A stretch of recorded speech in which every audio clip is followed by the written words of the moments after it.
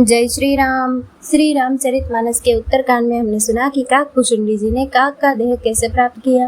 अब आगे, पुरुष त्याग सक नारी जो विरक्त मति धीर, न तु काम विषयावस विमुख जो पद रघुवीर। परंतु जो वैराग्यवान और धीर बुद्धि पुरुष है वही स्त्री को त्याग सकते हैं, न कि वे कामी पुरुष जो विषयों के वश में हैं और श्री रघुवीर के चरणों से विमुख है। सो मुनि ज्ञान निधान मृग नयनी विदु मुख निरखी, विवश होई हरि जान नारी विष्णु माया प्रगट। अर्थात वे ज्ञान के भंडार मुनि भी मृग नयनी यानी कि युवती स्त्री के चंद्र मुख को देखकर विवश हो जाते हैं। गरुड़ जी साक्षात भगवान विष्णु की माया ही स्त्री रूप से प्रकट है। इहान पक्षपात कछुरा कहु वेद पुराण, संत मत भाषौ मोहन नारी नारी के रूपा, पन्न गारी रीति अनुपा। यह मैं कुछ पक्षपात नहीं रखता, वेद पुराण और संतों का मत ही कहता हूँ। हे गरुड़ जी, यह अनुपम रीति है कि एक स्त्री के रूप पर दूसरी स्त्री मोहित नहीं होती। माया भगति सुनहु तुम दो, नारी वर्ग जानई सबको, पुनि रघुवीर है भगति प्यारी, माया खलु नर्तकी विचारी। अब सुनिए, माया और भक्ति ये दोनों ही स्त्री वर्ग की है, यह सब कोई जानते हैं। फिर श्री रघुवीर को भक्ति प्यारी है, माया बेचारी तो निश्चय ही नाचने वाली है। भगति ही सानुकूल रघुराया, ताते ते डर पति अति माया, राम भगति निरुपम निरुपाधि, बसई जासुर सदा वाधी। श्री रघुनाथ जी भक्ति के विशेष अनुकूल रहते हैं, इसी से माया उससे अत्यंत डरती रहती है। जिसके हृदय में उपमा रहित और उपाधि रहित राम भक्ति सदा बिना किसी बाधा के बसती है। ते विलो की माया सकुचाई, कर न सकई कछु निज प्रभुताई, अस विचार जे मुनि विज्ञानी, जा चाहे भगति सकल सुख खानी। उसे देखकर माया सकुचा जाती है, उस पर वह अपनी प्रभुता कुछ भी नहीं कर सकती। ऐसा विचार कर ही जो विज्ञानी मुनि है वह भी सब सुखों की खानी भक्ति की ही याचना करते हैं। यह रहस्य रघुनाथ कर वेगिन जानई कोई, जो जानई रघुपति कृपा, सपने हो मोहन होई। श्री रघुनाथ जी का यह रहस्य जल्दी कोई भी नहीं जान पाता। श्री रघुनाथ जी की कृपा से जो इसे जान जाता है उसे स्वप्न में भी मोह नहीं होता। और ज्ञान भगति कर भेद सुनहु सुप्रवीण, जो सुनी होय राम पद प्रीति सदा बिछीन। हे सुचतुर गरुड़ जी, ज्ञान और भक्ति का और भी भेद सुनिए, जिसके सुनने से श्री राम जी के चरणों में सदा एक तार प्रेम हो जाता है।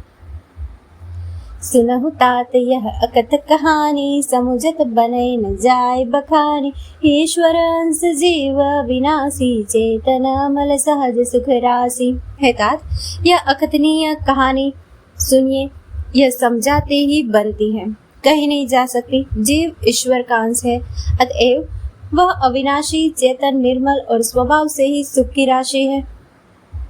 सो माया बस भयउ गोसाई, बंध्यो कीट मर कटकी नाई, जड़ चेतन ही ग्रंथि पर गई, जदपि मृषा छूटत कठिनाई। हे गोसाई, वह माया के वशीभूत होकर तोते और वानर की भांति अपने आप ही बंध गया। इस प्रकार जड़ और चेतन में गांठ पड़ गई। यद्यपि वह ग्रंथि मिथ्या ही है, तथापि उसके छूटने में कठिनता है। तब ते जीव भयउ संसारी, छूटन ग्रंथि न होई सुखारी, श्रुति पुराण बहु कहु पाई, छूटन अधिक अधिक अरु जाई। तभी से जीव संसारी हो गया, अब न तो गांठ छूटती है और न वह सुखी होता है। वेदों और पुराणों ने बहुत से उपाय बतलाए हैं, पर वह ग्रंथि छूटती नहीं, वरन अधिकाधिक उलझती ही जाती है। जीव हृदय तम मोह विशेषी, ग्रंथि झूठ किम परई न देखी। अस संजोग इस जब करई, तबहु कदाचित सो निर्वरई। जीव के हृदय में अज्ञान रूपी अंधकार विशेष रूप से छा रहा है, इससे गांठ देख ही नहीं पड़ती, छूटे तो कैसे। जब कभी ईश्वर ऐसा संयोग उपस्थित कर देते हैं, तब भी कदाचित ही वह ग्रंथि छूट पाती है।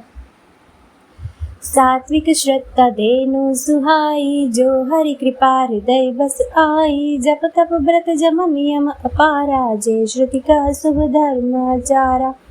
श्री हरि की कृपा से यदि सात्विक श्रद्धा रूपी सुंदर गौ हृदय रूपी घर में आकर बस जाए, असंख्य जप तप व्रत यम और नियम आदि शुभ धर्म और आचार आचरण जो श्रुतियों ने कहे, ते तृण हरित चरे जब गाई। भाव बच्चे माई पहनाए, नोय निवृत्ति पात्र विश्वासा। निर्मल मन हीर निज दासा। धर्माचार रूपी हरे तृण यानी कि घास को जब वह गौ चरे और आस्तिक भाव रूपी छोटे बछड़े को पाकर वह पहनावे। निवृत्ति नोई यानी कि गौ के दूहते समय पिछले पैर बांधने की रस्सी है। विश्वास दूहने का बर्तन है। निर्मल निष्पाप मन जो स्वयं अपना दास है, दूहने वाला अहिर है। परम धर्ममय पय दुहि भाई, अवटे अनल अकाम बनाई। तोष मरुत तम क्षमा जुड़ावे, त्रुटि समझावन दे जमावे।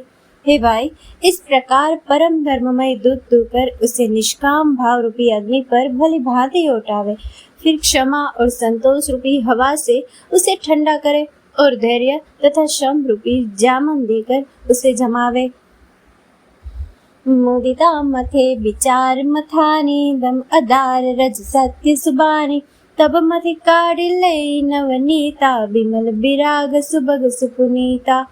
तब प्रसन्नता रूपी कमोरी में तत्व विचार रूपी मथन से दम यानी कि इंद्रिय दमन के आधार पर दम रूपी खब्बे आदि के सहारे सत्य और सुंदर वाणी रूपी रस्सी लगाकर उसे मथे और मत कर तब उसमें से निर्मल सुंदर और अत्यंत पवित्र वैराग्य रूपी मक्खन निकाल ले।